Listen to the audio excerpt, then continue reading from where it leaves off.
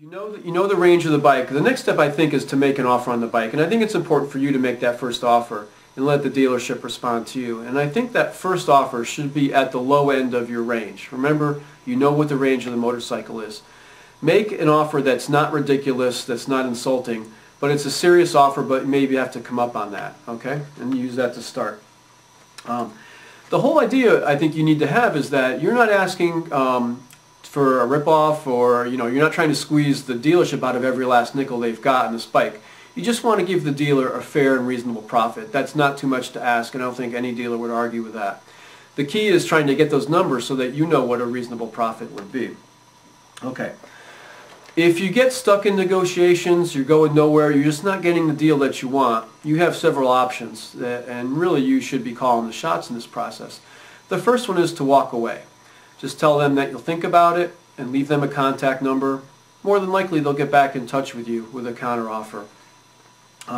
You can also go back to your other dealers, work on getting a price from them if you don't have that, and then you can take that price to your dealer who's stuck and just say, will you match this price? And more than likely they will. I think with the market right now, you're in a good position there.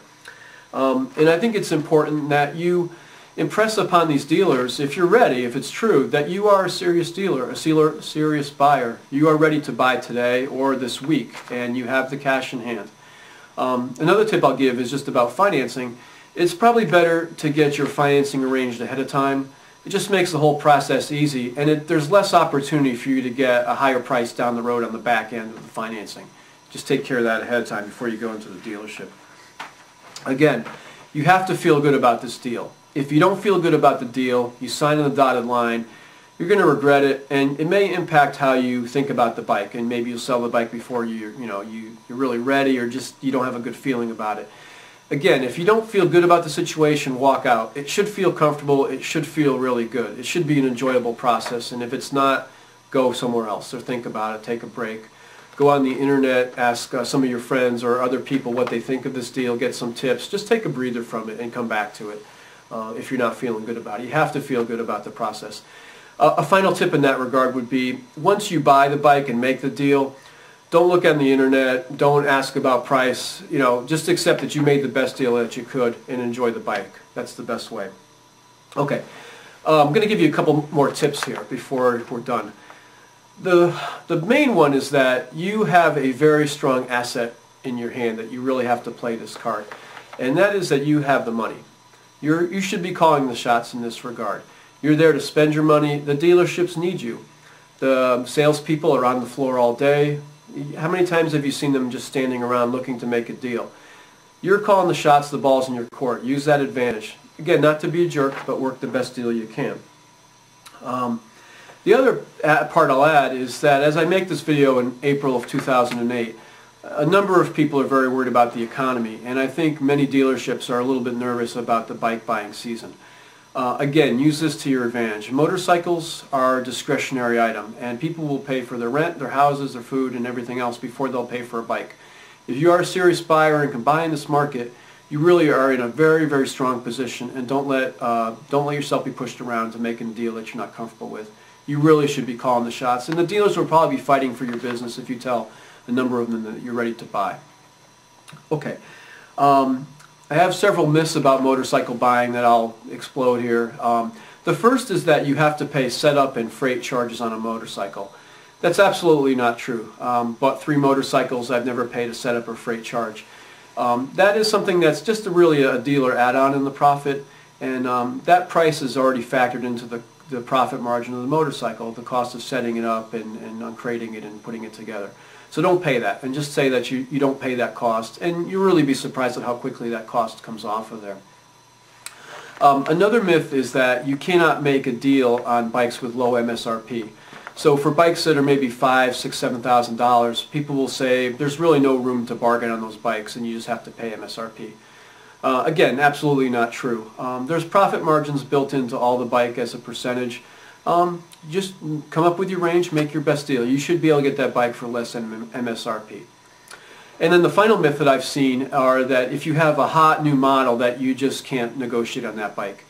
And while I don't think you're going to get the best deal that you probably could on another bike because these bikes are in demand, you should still try to negotiate. You just never know, especially in this economy. You'd be really a fool not to spend the time, a little bit of effort to try to get a best deal and see what you can come up with. Okay, I'm going to work through an example now. I just purchased a 2008 KLR 650 several weeks ago, and I wanted to tell you a little about how I did that and the price that I came up with. Maybe that will be useful for you. First of all, the MSRP, the manufacturer's suggested retail price in this bike, is $5,349. So I also, in the course of my research, I found out that there was a rebate on this bike of $200 for that particular month. This was in February of '08.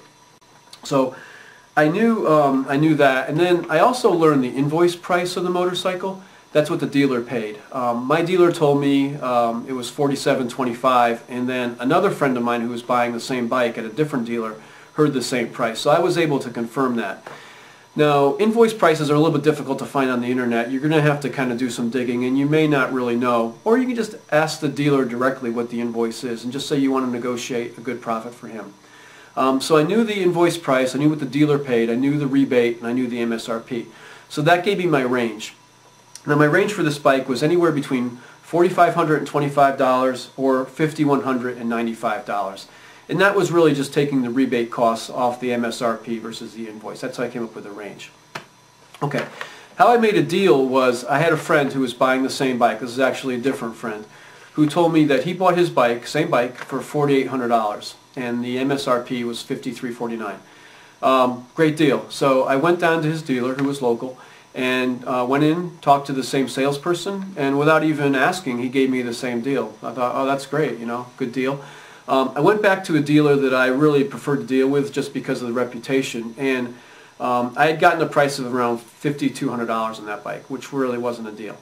I called him up and just said, I got this offer from the salesperson, here's his name, would you match it? And put me on hold. 30 seconds later, I had a deal. I ended up paying $95 documentation fee. It's a fee for doing the paperwork. And I was golden. I got the bike for 10% off of a $5,400 bike, which, you know, according to the MIS, you shouldn't be able to get a deal like that. So I was able to deal. And I think you should try to negotiate. That's it. If you have some comments, please leave them after the video. And good luck buying your motorcycle. Thanks for watching.